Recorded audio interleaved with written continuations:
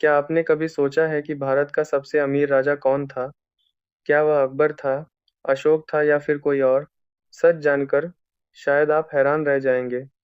इतिहास में एक ऐसा भारतीय शासक हुआ जिसकी दौलत इतनी अधिक थी कि विदेशी यात्रियों ने भी उसकी संपत्ति का वर्णन करते हुए उसे दुनिया के सबसे धनी शासकों में गिना। आइए जानते हैं इस अद्भुत कहानी को।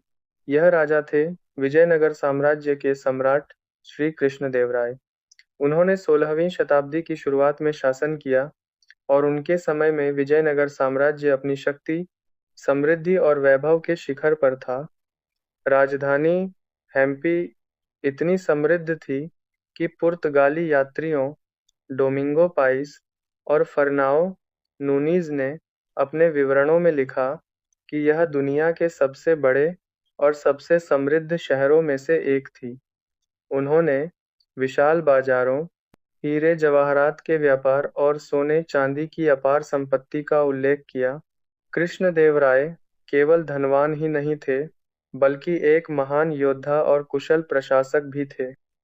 उन्होंने कई महत्वपूर्ण युद्ध जीते, कृषि और सिंचाई को बढ़ावा दिया, व्यापार को मजबूत किया और कला तथा साहित्य को संरक्षण दिया।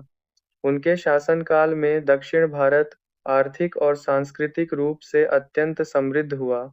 हालांकि यह कहना पूरी तरह सही नहीं होगा कि वे इतिहास के निश्चित रूप से सबसे अमीर व्यक्ति थे, क्योंकि उस समय की संपत्ति का आधुनिक पैमाने पर सटीक हिसाब लगाना संभव नहीं है। लेकिन इतना निश्चित है कि उनके शासनकाल में विजयनगर साम्राज्य दुनिया के सबसे समृद्ध राज्यों में गिना जाता था और विदेशी यात्रियों ने उसकी समृद्धि की खुलकर प्रशंसा की।